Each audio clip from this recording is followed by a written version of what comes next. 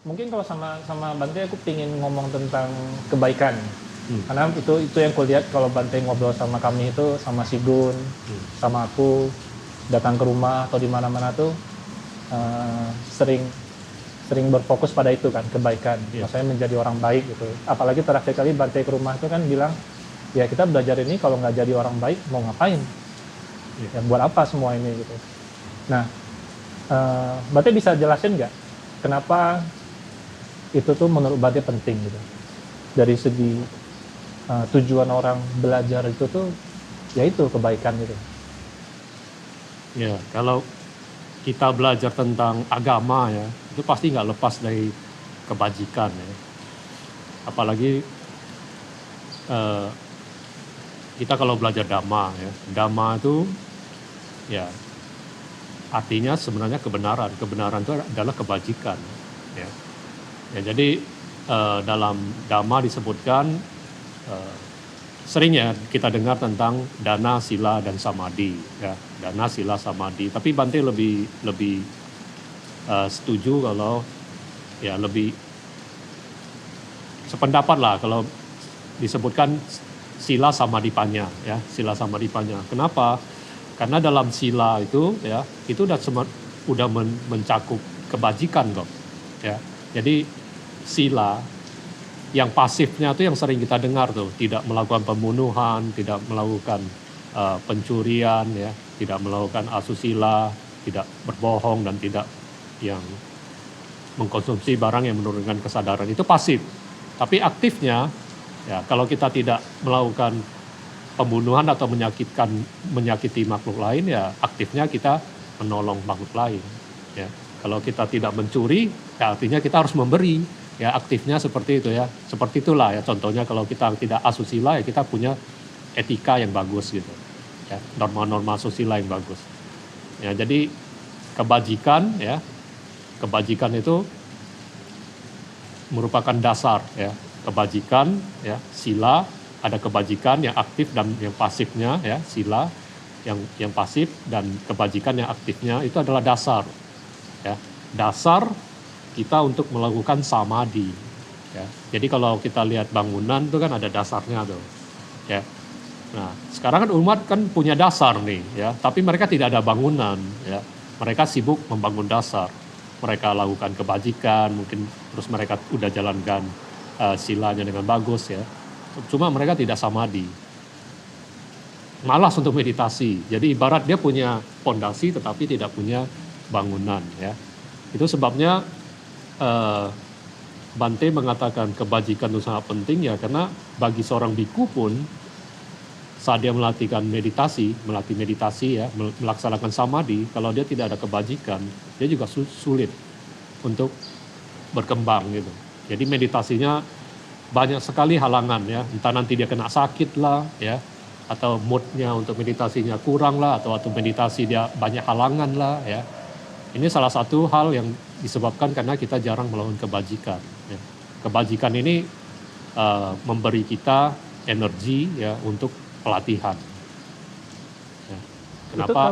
Itu kalau dari segi kalau dari segi latihannya tadi, kalau misalnya orang umum nih, mungkin mereka bertanya, berbuat kebaikan ini kan kalau secara spiritual membantu latihan meditasi tadi ya, samadhi tadi. Tapi kalau secara psikologi gitu, ada hubungannya nggak kebaikan itu dengan membantu dia berlatih meditasi itu sendiri?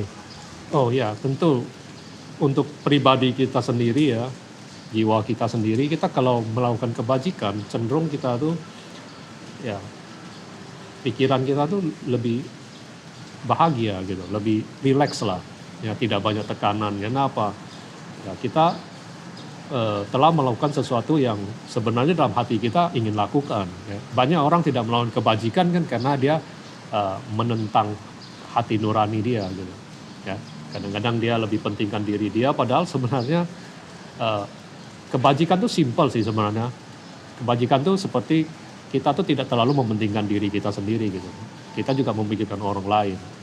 Kadang orang merasa kalau yang dia inginkan itu terpenuhi semua, dia bahagia ya.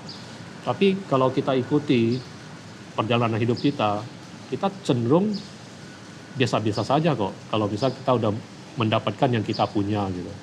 Ya, apapun itu, pasti suatu saat kita akan bosan. Makanan ya, misal makanan. Kita suka nih makanan nih. Ya, kita makan terus, akhirnya kita bosan. Ya, barang yang lain lah, elektronik atau rumah misalnya ya.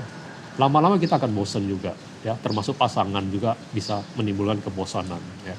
Nah, ini karena apa? Kita konsepnya mendapatkan diri kita. Tapi saat kita berpikir untuk kebahagiaan orang lain, cenderung kebosanan itu tidak ada gitu. Kita bahagia karena kita berbuat sesuatu yang bermanfaat untuk diri kita juga orang lain, ya. Tentu hidup kita akan lebih ringan lah saat kita bekerja misalnya ya, ataupun kita melakukan satu tugas. Kalau pikiran kita tanpa tekanan kan semua tidak ada beban. Sama seperti meditasi. Kenapa orang meditasi nggak enak ya? Bante meditasi itu sulit, sukar gitu ya. Salah satunya itu tekanannya banyak gitu. Jadi sebenarnya kalau misalnya orang praktekin, sebenarnya mereka bisa rasakan langsung gitu ya, bukan sesuatu yang kayak misalnya magis gitu, seakan-akan kalau kita lakukan kebaikan nanti meditasi kita seakan-akan tenang dan sebagainya, tapi sebenarnya ada faktor yang real juga yang kalau kita lakukan kebaikan, kita latihan itu kita bisa rasakan sendiri pada saat itu gitu. Iya, seperti itu, karena guru Buddha kan ngajarin sila samadipanya ya, sila samadipanya. Ini tidak terpisahkan gitu ya. Saat kita sila kita bagus ya, kita akan melakukan samadhi dengan bagus, nah hasilnya adalah panya, kebijaksanaan ya. Ya, kalau kita punya landasan itu ya sebenarnya ya kita memenuhi satu kondisi. Kalau kita belajar hukum karma ya, hukum karma itu kan tidak tiba-tiba aja terjadi gitu ya.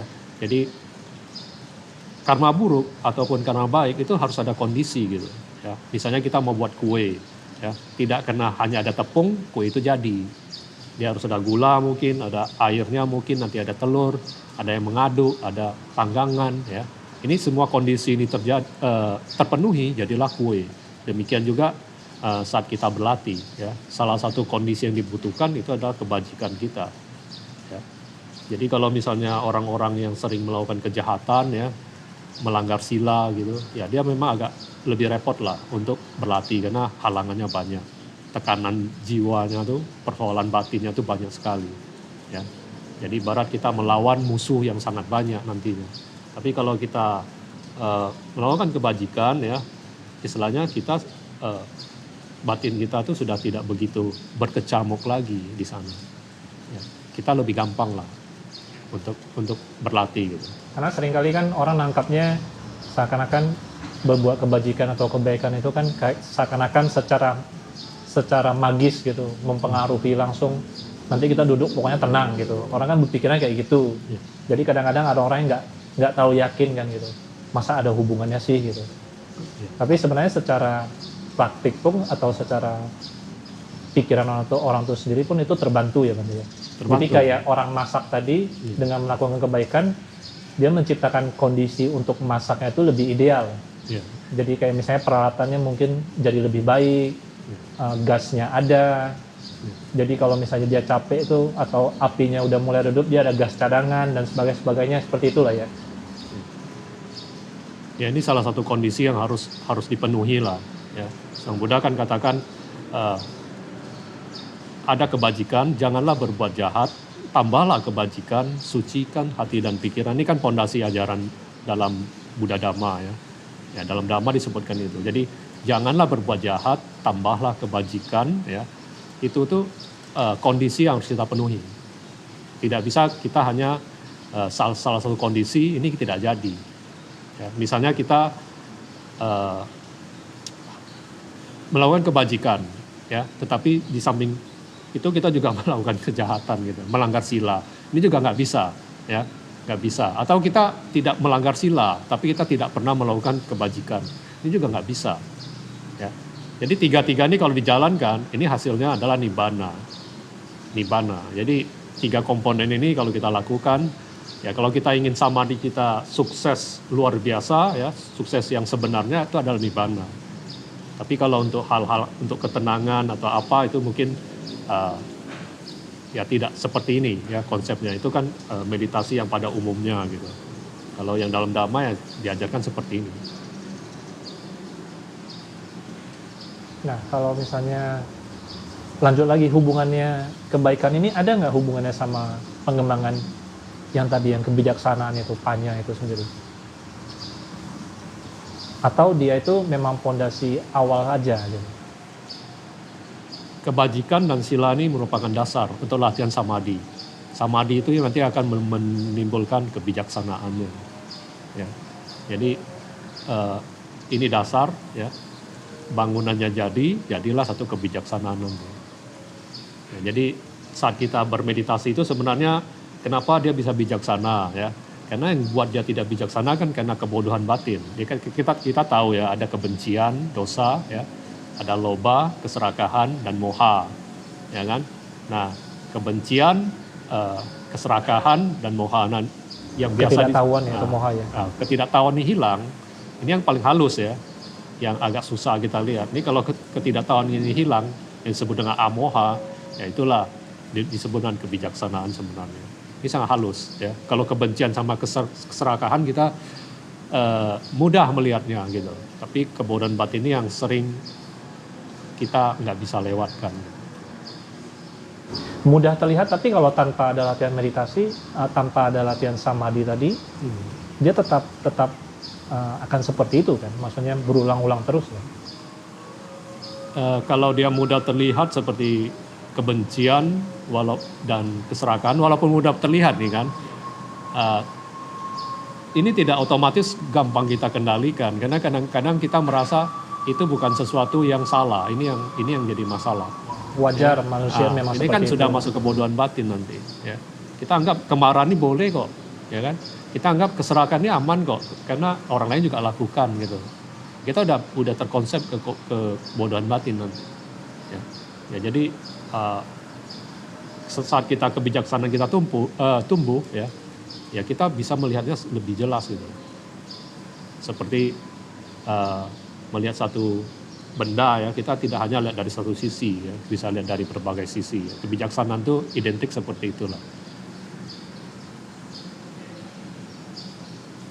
Nah terus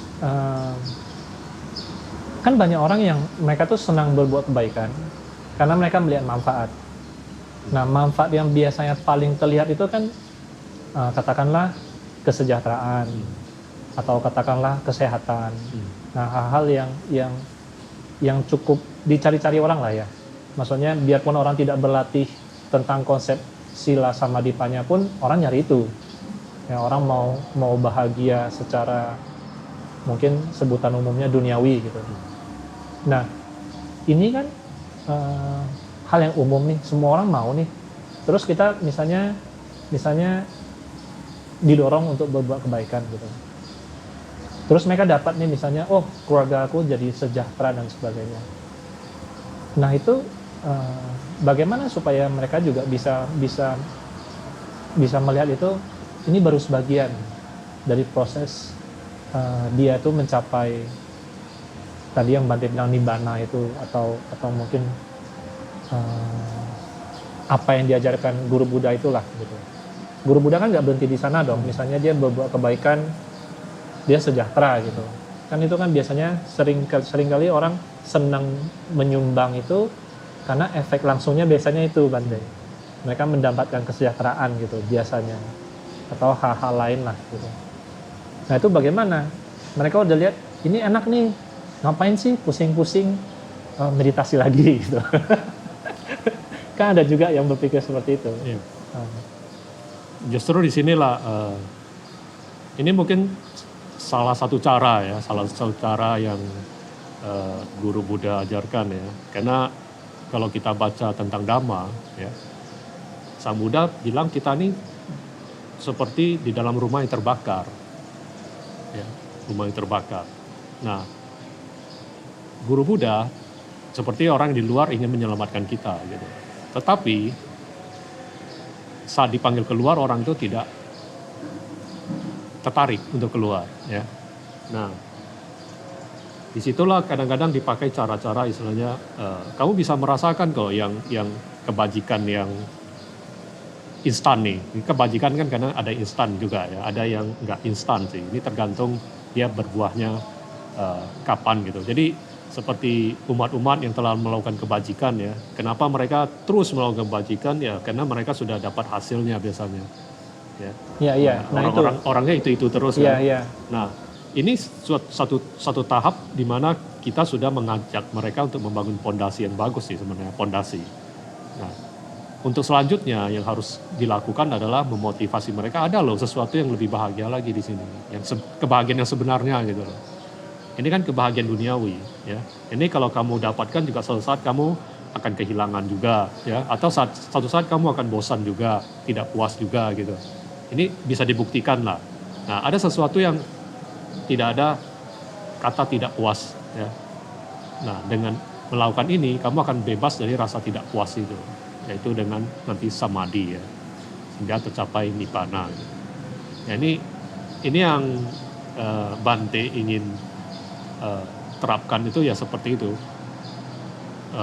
Mereka diajak untuk melakukan kebajikan dulu ya, kebajikan, nanti mereka akan merasakan apakah kebahagiaan itu hanya seperti ini aja, ya kan? Mereka akan bertanya suatu saat, oh ada kok kebahagiaan yang lebih dari ini, gitu. Ya, yaitu nanti kita melakukan samadhi di sini. Jadi ini satu step yang sebenarnya bagus untuk dijalankan karena mereka sudah punya pondasi, tinggal bagaimana kita membangunnya lagi gitu. Dia membangunnya sendiri lah, bagaimana caranya ya kita memotivasi aja gitu.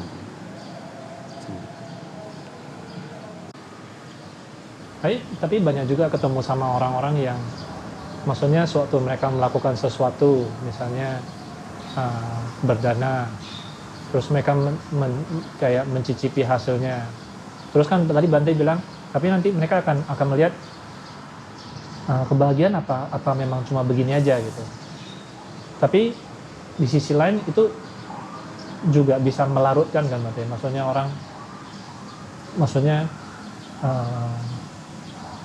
ya di sana itu ini udah benar gitu.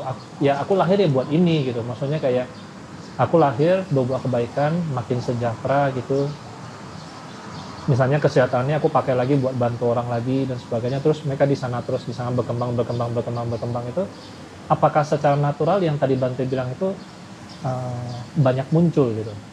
Atau justru orang banyak malah menyenangkan di sana? Maksudnya nyaman di sana itu? Karena kan itu nyaman kan Bante? Ya, pada umumnya sih mereka merasa udah cukup kok seperti itu. Ya, pada umumnya. Ya. Apalagi dengan konsep sekolah dan sebagainya kan memang pendidikan pada umumnya seperti itu.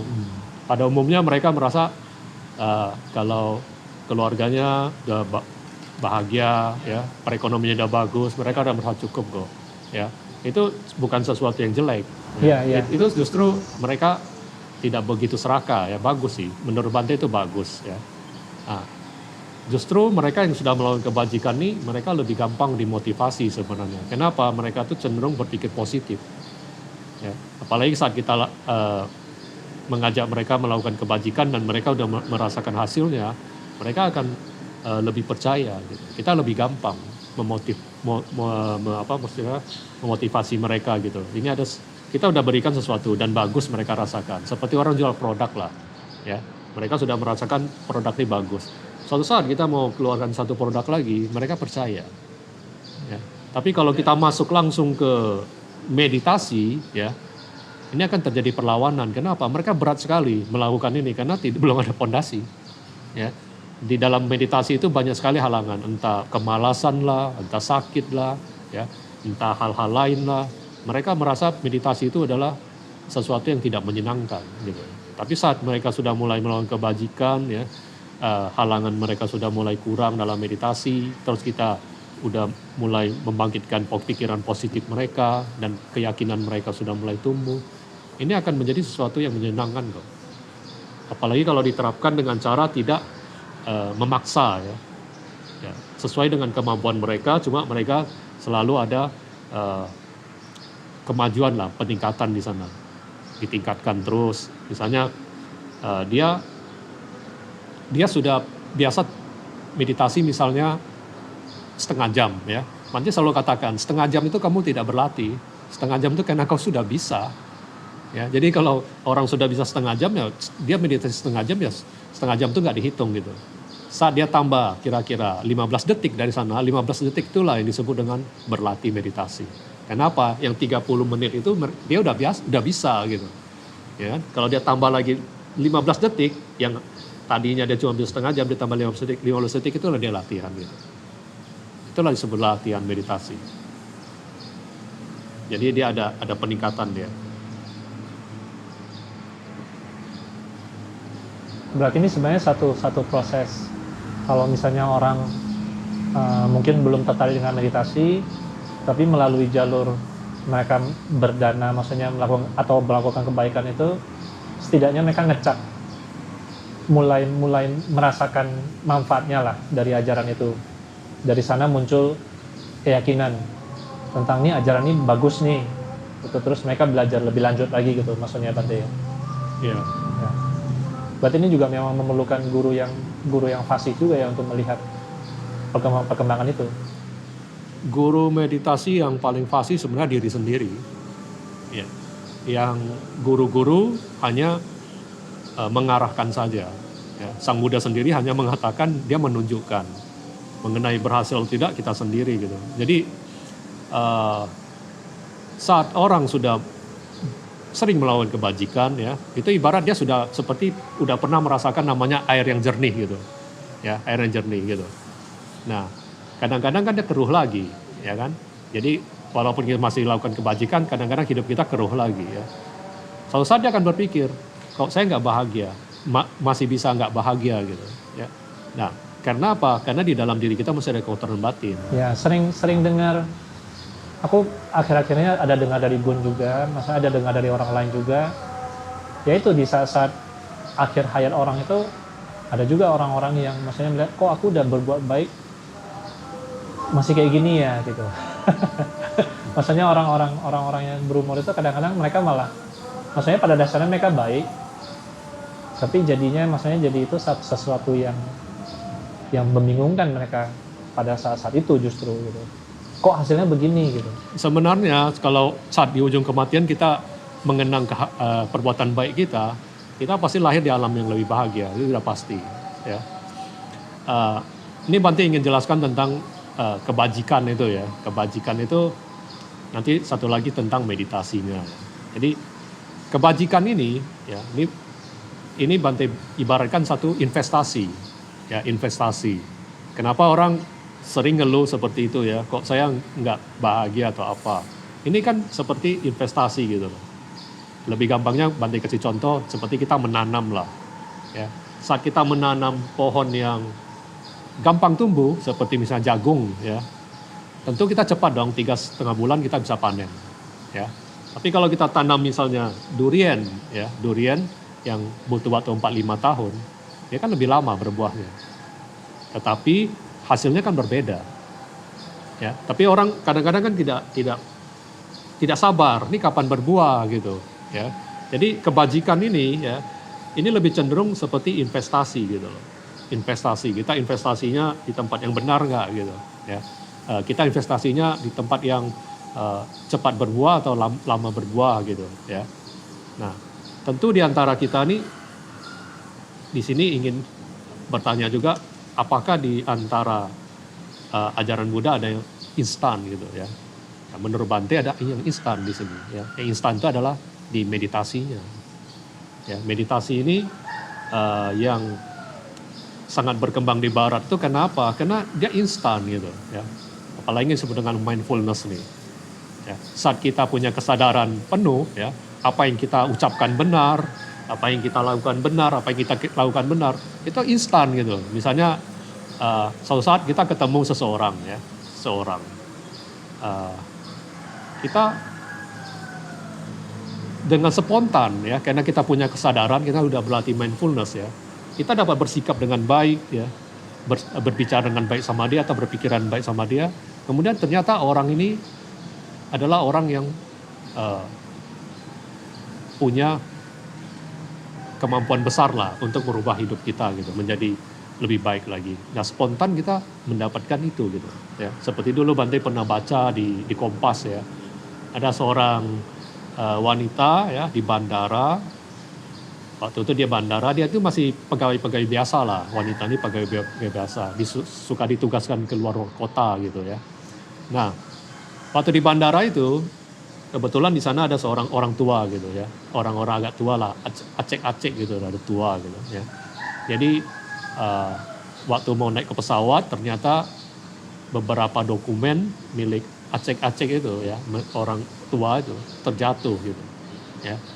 Penumpang lain tidak peduli ya, langsung naik ke pesawat. Tetapi wanita ini dengan sigap langsung menolong orang tua itu mengambilkan dokumen-dokumen itu ya, tanpa berpikir banyak ya. Karena dia spontan langsung melakukan ya. Nah, yang terjadi ternyata orang tua ini merupakan salah satu konglomerat di Indonesia. Ya. Dan orang tua ini sangat respect kepada wanita ini. Kemudian memberikan kartu nama ya. Dan semenjak itu kehidupan wanita ini berubah 180 derajat. Ini kan instan ya. Kenapa? Orang yang penuh dengan kesadaran ya, orang yang belajar meditasi ya, punya kesadaran bagus ya, mindfulness ya, mereka tidak pernah namanya melewatkan kesempatan untuk berbuat baik. Ya. Tapi ini dasarnya itu secara alami atau kehendak? Tidak. Tidak ada proses kehendak itu kan? Dia alami bergerak aja. Kalau kita sudah melakukan ini mindfulness, kita tidak, kadang kita berpikir ini adalah perbuatan baik. Ya. Baik. Bukan kita pikir. Bante yakin wanita ini juga tidak sepenuhnya tahu orang ini siapa gitu ya, tidak ada yang orang tahu gitu. Kalau orang semua tahu tentu semua berebutan menolong dia ya kan. Tetapi orang tidak tahu ya, ini semua spontan, kesadaran gitu. Ada orang berpikir tentang diri dia ya, yang penting saya tidak telat gitu, nanti ketinggalan pesawat gimana. Tetapi ada orang berpikir ini orang perlu dibantu ya. Nah, kesadaran itu timbul ya saat kita punya kesadaran yang bagus gitu, tidak dikotori oleh kekotoran batin kita. Ini instan, bisa instan. Bante kasih contoh lagi yang instan adalah saat kita biasanya suatu saat kita ingin melakukan satu kegiatan gitu ya, Terus kita tiba-tiba punya insting nih ya, insting gitu. Kayaknya hari ini saya nggak lakukan nih lah ya. Karena ada sesuatu ya yang dalam diri kita tuh sepertinya tidak perlu melakukan ya. Kalau orang yang punya kesadaran itu, dia tidak akan melakukan ya. Sering sekali orang sudah terjadi misalnya kecelakaan, terjadi sesuatu hal, dia bilang ya, tadi saya sudah feeling gitu ya, tapi dia tidak ikutin gitu. Tapi orang yang udah punya kesadaran, dia langsung respect gitu. Oh, ini kayaknya enggak ya. Itu sebabnya kalau kita lihat ya, para biku tuh, dia kalau melakukan sesuatu tuh dia tidak ragu-ragu ya, lakukan tidak gitu ya. Ini karena mereka sudah percaya banget dengan apa yang dalam hati mereka tuh berkata gitu. Ini mindfulness gitu loh. Kita dalam diri kita tuh punya satu kemampuan yang luar biasa ya, bukan pikiran saja ya, bukan perasaan saja, jasmani kita juga luar biasa sebenarnya, punya kemampuan menyembuhkan diri kita sendiri ya. Jadi kalau kita meditasi, itu kemampuan itu akan semua bisa kita gunakan gitu. Kemampuannya dalam fisik kita, dalam perasaan kita, dalam pikiran kita tuh kita bisa gunakan maksimal ya. Selama ini kita kan enggak, kita hanya sebagai pelayan, tetapi yang kita lakukan dengan meditasi, kita akan menjadi tuannya gitu. Tuan dari ya semua lah.